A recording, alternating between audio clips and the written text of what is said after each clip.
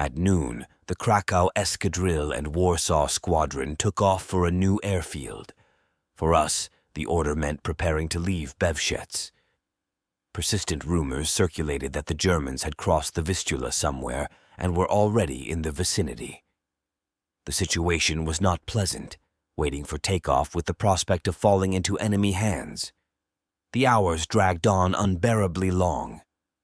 In this tense atmosphere, we all felt strong excitement and impatience.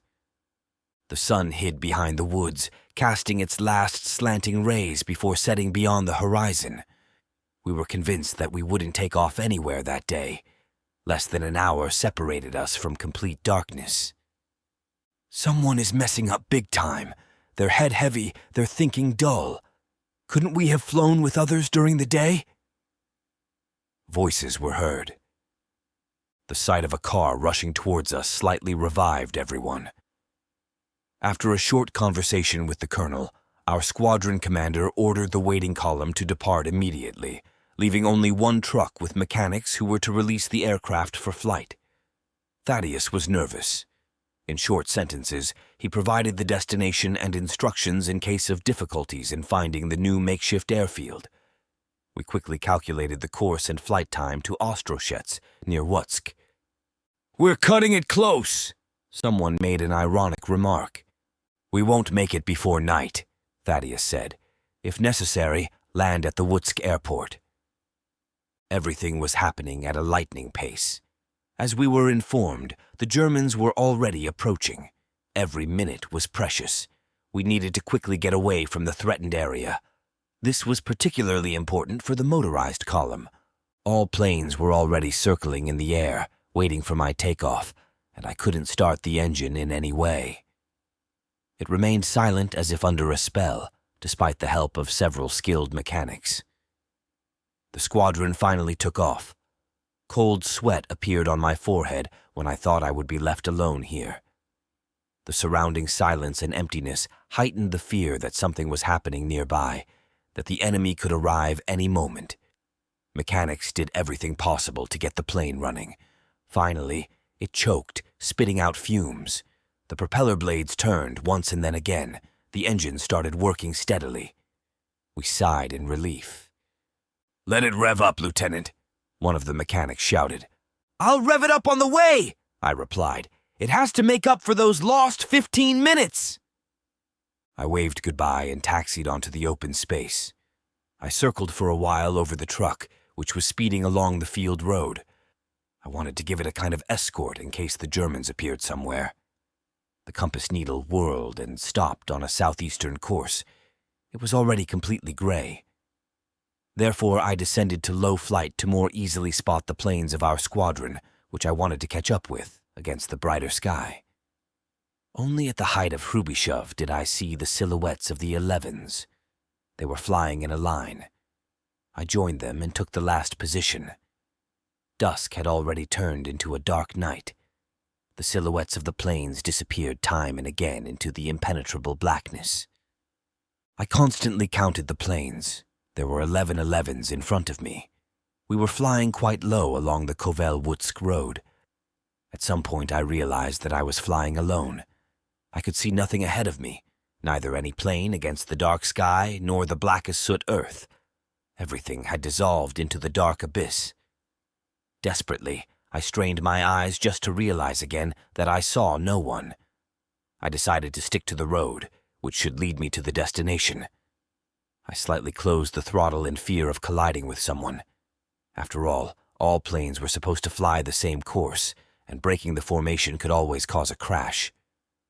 I kept looking ahead for obstacles, and it seemed to me that someone was always right in front of me. After some time, I saw the shining ribbon of the Styr River. With difficulty, I distinguished the gray mass of crowded buildings in Łódź below me. Knowing the airport's location, I cut through the city and found myself above the runway. Utter darkness prevailed all around. Nothing was visible, no lights or fires. An uneasy thought crossed my mind. Could the airport be messed up? Making a circuit, I decided to land for good. Let it be. Whatever happens, happens. I must land somewhere after all. Landing in an unknown field was an even greater risk. I approached for landing from the side of the most convenient foreground, from the railway track, still remembering the surroundings of the airport from earlier times. On one side, there was a wooded cemetery, on the other, a park and barracks, and on the third, tall buildings of the official district. So, only the fourth, the only and last direction remained. Rails flashed just below me. The lower I got, the denser and stickier the darkness became. The machine hovered for a moment longer, and then I felt the ground under my feet. The 11 swaying, touched down into the unknown. I braced my legs firmly, fearing potential bomb craters. Suddenly, a dark shape flashed right in front of me. I only managed to see flames coming out of the exhaust pipes. At that moment, both of us narrowly escaped death. We were landing simultaneously facing each other, not seeing each other. I didn't have time to think, as someone new could land at any moment and sit on my back. I felt great relief and exhaustion at the same time. At full throttle, I taxied from the danger zone towards the airport's only hangar, which I couldn't see, by the way. I only remembered where it was. Another machine whizzed above my head. Nice starry rendezvous, I thought, the factory of the departed. Someone politely showed me the way with a flashlight, so I knew which way to taxi. After a while, I turned off the engine. Now I straightened up in the seat.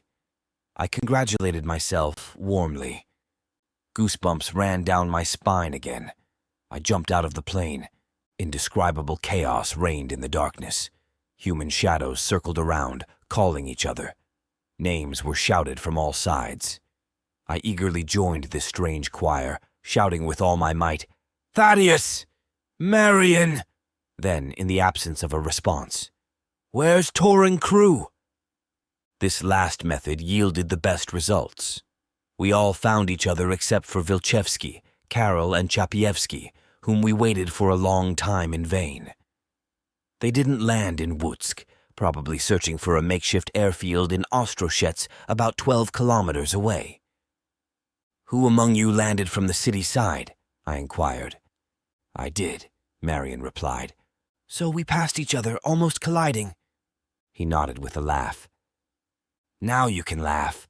Back then it looked a bit less funny. They could have at least lit up the airport for landing."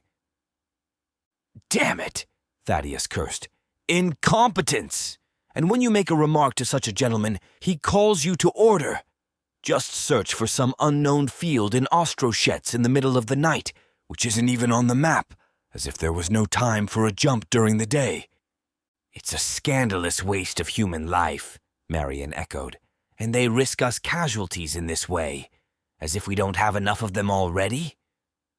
"Unfortunately, there's nothing we can do about it. Some give orders that are not the wisest, and others have to execute them," Thaddeus concluded. "It's not worth talking. Now we need to look for accommodation in the barracks. Tomorrow at dawn we're leaving ASAP. It's so crowded here that we'll surely attract the attention of the Germans." Indeed, an unusually large number of various types of aircraft were gathered at the airport. Knowing all the nooks of the Wutsk airport, I led my colleagues to the main barracks block, where the regiment's headquarters was located. Soon, we found ourselves among a large group of pilots and observers, officers and non-commissioned officers from various regiments, whose fate had driven them to this one place. Units from almost all fronts were directed to the deep rear. Only the Poznan regiment was not represented here. Its squadrons remained with the Poznan army. After the defeat in the Arc of Vistula, which the main Polish forces suffered, the entire country faced an impending catastrophe. The Polish defense was torn to shreds, losing the remaining capacity to resist the crushing blows of the enemy. Despite the defeats, a fierce and uneven battle continued. No one asked about the cost.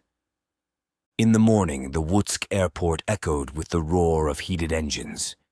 In the first rays of the rising sun, breaking through the thick morning mist, we took off for the nearby Ostroshets.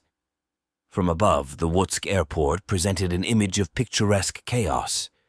The tangle of tightly packed machines of various types made for an exceptionally easy target, a very tasty morsel for bombers.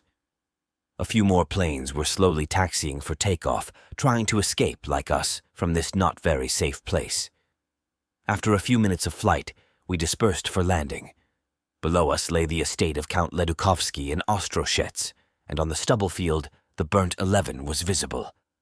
"We're here!" Marion exclaimed, pulling the aviator hat off his head. "The palace seems nice from the air. Nice indeed. Maybe we can figure something out for food?" We were received Japanese style, so-so. Although ostensibly hospitable, we felt that we were unwelcome intruders. It didn't turn out too bad in the end, but it could probably have been much better. Soon, the lost Vilchevsky arrived. The previous night, he had landed nearby, on an ensuing potato field. He landed safely, and despite the darkness, did it along the furrows, avoiding an unpleasant capotage. He spent the night with a peasant who hosted him very warmly. In the morning, with the help of a few volunteers, the plane was pulled to a distant rye field, from where it could take off without obstacles. "Do you know anything about Karol and Chapievsky?" Thaddeus asked anxiously. "They should have landed somewhere nearby." "I thought I'd find them already here," explained Vilchevsky, delighted with the kind of adventure you don't have every day, or rather every night. While Vilchevsky entertained us with his story, Lieutenant Swansky flew in from Wutsk and had now permanently joined us. Karol, with a broken nose and swollen face, also appeared, driven by some car from Moinov. Chapievsky arrived on a farmer's wagon, proudly holding the reins. The starry rendezvous of the survivors dispelled our worries about their fate. The ingenious night flight ended with the crash of 2 planes and a mighty big nose of Karol. "As expected, the Wutsk airport fell victim to the German bombers in the morning," Swansky explained. "They arrived around 8 o'clock. They killed a hell lot of people, especially in the barracks area. The runways didn't even suffer that much, only some of the planes went up in smoke. Our anti-aircraft artillery put on the best show.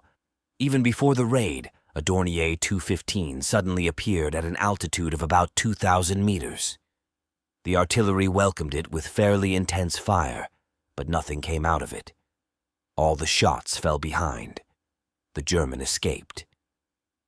Not 15 minutes later, our PZL-37 appeared over the airport, going the same course and at almost the same altitude.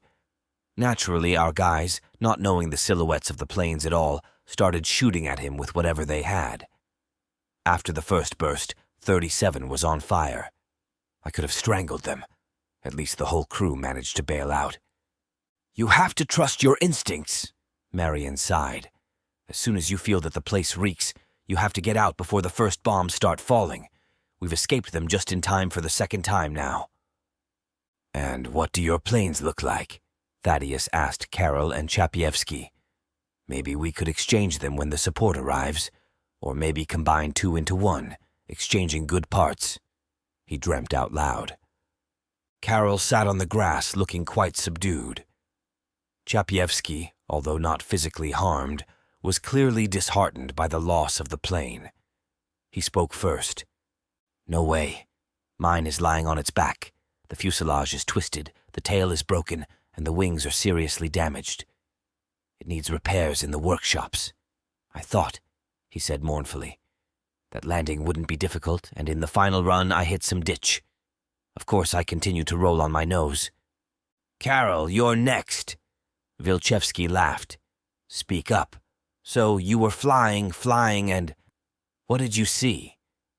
"I was flying, and I didn't see anything," mumbled Karol through swollen lips. "And do you still have plenty of fuel?"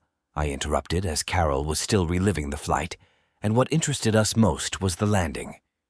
He looked at me disdainfully. "Give me some time, I'll yet manage to crash myself." He was clearly unhappy. "So," he returned to the storytelling, "I saw some road under my wing and flew along it.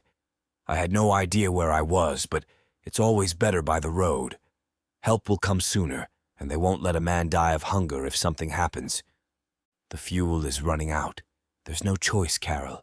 You have to land, I thought to myself.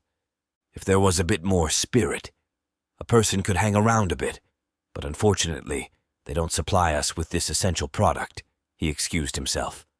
Only the friendly Countess Hodkiewicz treated me to a bit. Did you crash at the Hodkiewicz? I interrupted. Yes, dear, near your famous Shitno, he recalled my hometown, twisting one of the syllables in a teasing manner. Dubno, Carol, I corrected him sternly. Actually, we should have swapped roles, he sighed. It would be much more pleasant for you than me to almost die near your family home. The field looked like a dream, bright against the surroundings. I decided not to look for anything better, and everything would have gone fine if I could see in that pitch-black darkness that I'm landing on a slight elevation. There's still time for pulling up, I thought, and at that moment I slammed into the ground with the wheels. I couldn't make sense of anything afterward. I was tossed around terribly. The machine probably did a somersault. Devil knows, and in the darkness, I couldn't figure out what figure it was. Finally, I slided on my back, as it turned out, across a plowed field. It was clay, so it looked brighter at night. The cockpit turned into hell. Dust, soil. And suddenly, I slammed my head into something very hard. It dazed me, but only briefly. I crawled out of the wrecked thing like a fox from its burrow, and went on the search for people. Blood was flowing down my face. Only when I reached the palace or whatever it was, I saw human eyes. The old lady, who happened to be alone, Countess Hodkiewicz, was most frightened. I looked at myself in the mirror, and even I myself felt uncomfortable. My whole face, imagine, was plastered with clay, muck, and blood. Oh, damn it, he concluded with a pious invocation. To send a genius who ordered this on such a night mission. Let him look for a grave in unknown terrain. Maybe then he would care a bit more about the fate of the people subjected to his orders. Meanwhile, along with the brigade commander, a new order arrived, directing the squadron not eastward, as there was nowhere to go, not southward yet, as the time had not come, but northwest, to Kutno. There, a great counteroffensive of the Poznang and Torung armies on the superior enemy forces had been raging since the previous day. The task was to reinforce the isolated and decimated Poznang squadron in the air cover of the fighting armies. The order flowed through its normal channels to the commander of the unit assigned to the task. But our operational geniuses, for whom there were no obstacles, didn't even bother to make the smallest effort to consider whether the task was feasible. Range, they probably reasoned, is a trivial matter. They must arrive even on empty tanks because that's the order. Airfield, no matter which. Just somewhere near Kutno. Fuel, ammunition, support, all these trifles were simply not taken into account. Probably only the lack of even the most elemental knowledge could give rise to assumptions so disconnected from reality. The lower-ranking commander, receiving such unrealistic, improvised, clueless task, if he is a sensible person, must fight with his immediate superior, showing the absurdity of the received order and the impossibility of its execution. Our commander showed, as usual, prudence and energy. The colonel agreed with Thaddeus's proposal to conduct the flight to Kutno with a stopover in Brest-on-the-Bug. There, the squadron was to refuel and receive more detailed information from the main headquarters of the commander-in-chief about the location of the Poznang squadron. The ground crews of our squadron, which were constantly lagging behind in continuous evacuation, and without which we were constantly like without an arm, were to be directed to Kutno immediately upon arrival in Ostroshets. The boys from the Warsaw Squadron quickly provided us with fuel, and without delay we took off for Brest. For the first time during the entire campaign, the weather was dismal. A fine drizzle fell, and low clouds stretched far in the north direction. We flew over a vast runway prepared for bombers. French bombers.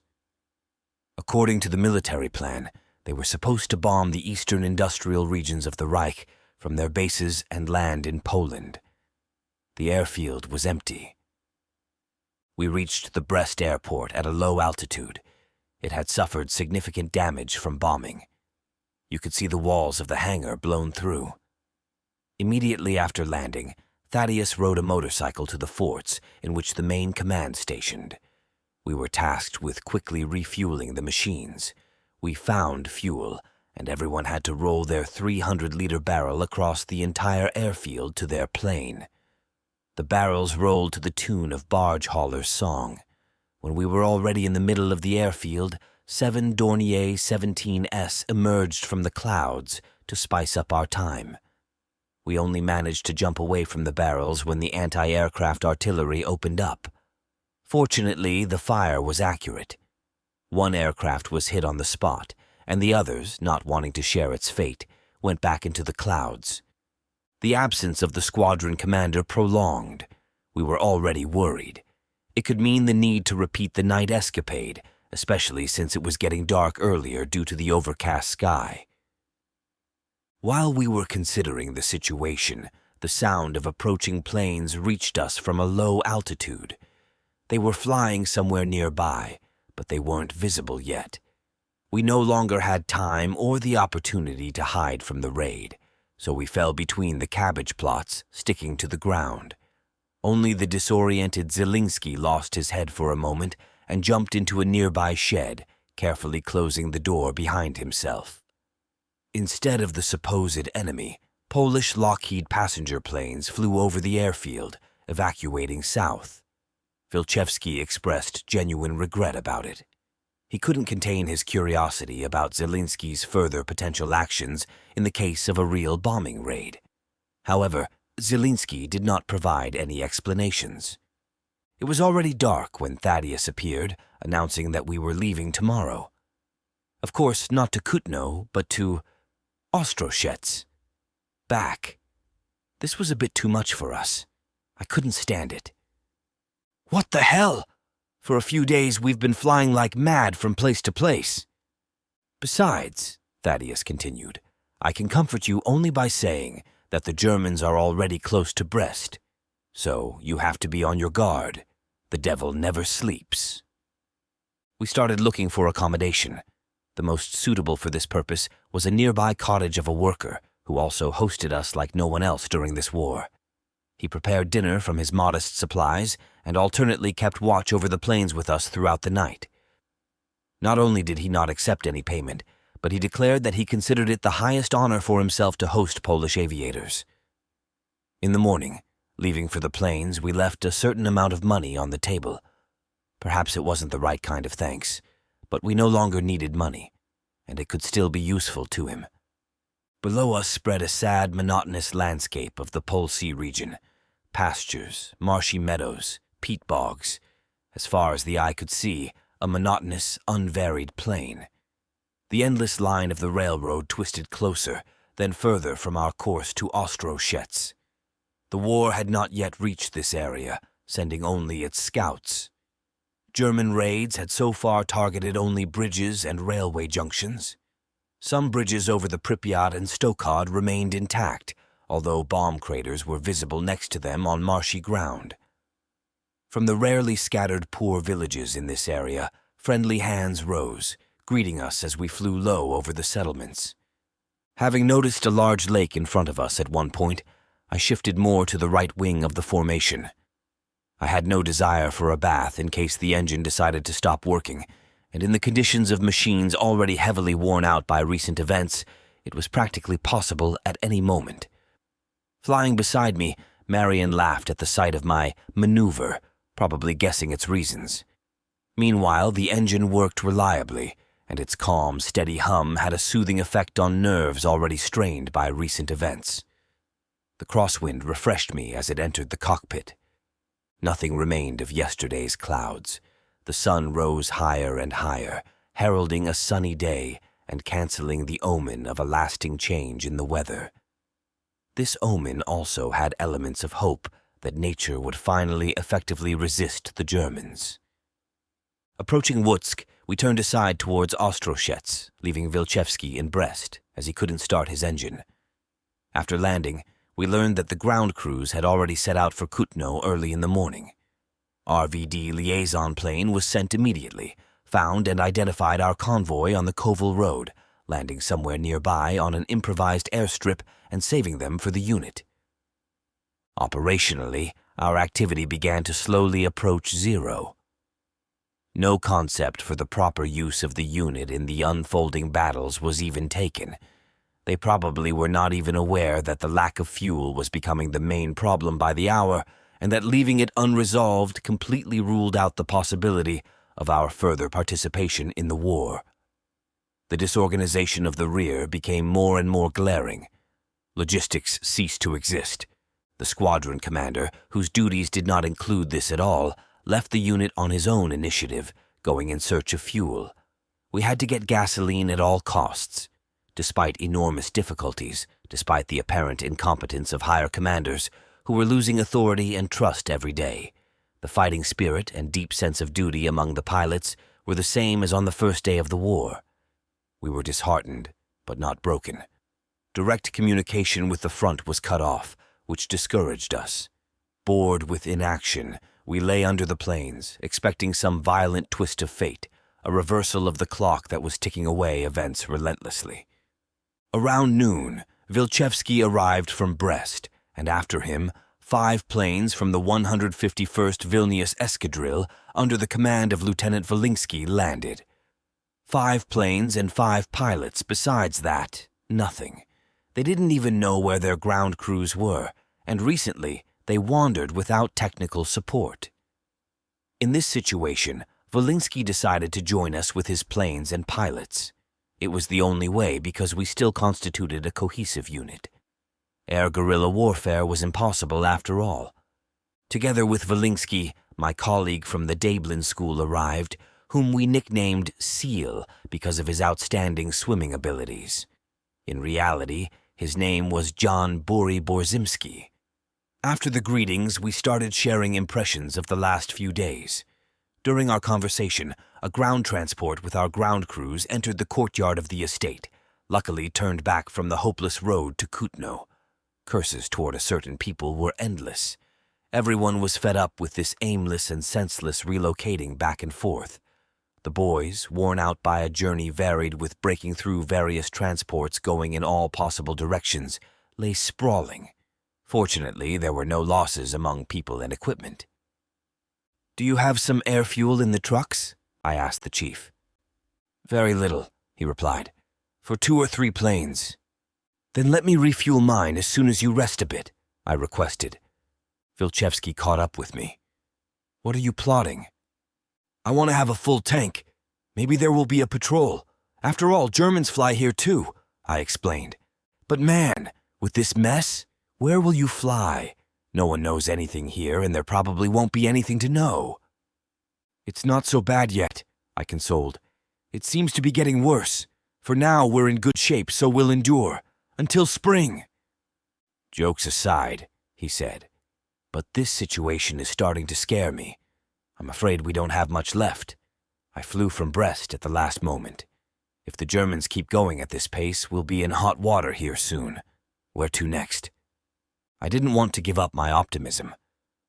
"We still have a way out to the south, a free passage there." "And then what?" he pressed. "Come on, you're looking at it too tragically. The score is only counted after leaving the table. It's not the end of the game yet. Our cards may still change." We stopped this conversation. I persuaded Vilchevsky to help me refuel the planes with the tired boys. After refueling several planes, the mechanics set off for a rest again. Suddenly, the roar of engines was heard from behind the trees. 3 Dornier 17s emerged, following the Lutsk-Dubno road. "What now?" I shouted. "All right, go," he replied. The Dorniers passed very close to us, strafing the road as they flew. Before I started the engine and took off, they disappeared beyond the misty horizon. Flying just above the road, I hoped to encounter them on their way back rather than catch up with them. Before Dubno, I climbed to 500 meters to get a better view, but the visibility was limited by the smoke covering the entire area. This corner of the country, where it was difficult to find a factory chimney, now looked like a massive industrial center. I noticed that the railway station in Dubno had also received its share from the air. Flying blind in search of Dornier, I set a course for Ksheminyets. Wooden houses in the central part of the city were burning like torches. The collapsing ruins of Jewish misery were apparently considered an important military target by the German Air Force. Hitler's unrestrained aerial terror aimed to break the morale and spirit of resistance of the population. After several circles over the city, I turned back. A sense of despondency overwhelmed me. In my mind, I asked desperate questions. Is there no solution to this? Where is the cause of our weakness? Who is to blame? And can anyone be blamed at all? Thoughts swirled in my brain, but I couldn't find answers. I still knew too little at that time. I left behind the expanses of the Ikva, Dubno, Muinov, places so well known to me from my childhood years. I grazed the field lightly, and 11 rolled on the ground, swaying from side to side in the final phase of landing. "And so?" Vilchevsky asked when I turned off the engine. "Did you catch them?" "Ugh!" I shrugged. "This flying is hopeless, a waste of fuel, really. It seems like you can only stumble upon them by accident." Now our roles reversed. Vilchevsky laughed at my dejection, reassuring me that we would fly serious operations once Thaddeus got the fuel. For now, all we could do was wait. We waited a long time for the return of the commander, who showed up in Ostroshets late in the evening, dirty and tired. The search yielded nothing. There was no aviation fuel anywhere. Now total operational death loomed over us. During a lively evening debate on this issue, someone suggested the possibility of using car gasoline. But Thaddeus didn't surrender and announced another expedition for the next day. "Tomorrow, I'll go to Kverts, try our luck," he said. "Since it's a hub station, there's a chance that at least one cistern got lost there. If that possibility is ruled out, we'll have to try car gasoline. The only question is, how will our engines handle the change?" Pavel, a kind of specialist in this field, reassured that they shouldn't fail, but at the same time, he added that engines don't achieve the same power on car gasoline as they do on high-octane aviation fuel. "We'll have to talk to the mechanics tomorrow," Thaddeus concluded. Captain Thaddeus Rolski proved to be an exceptional leader in these extraordinary conditions.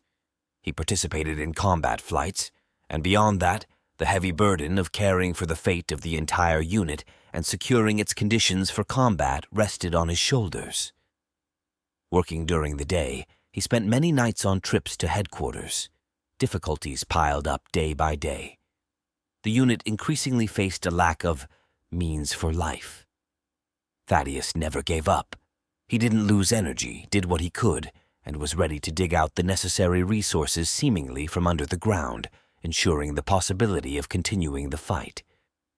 Although somewhat despotic, his attitude and concern for the people gained him complete trust and great affection from subordinates.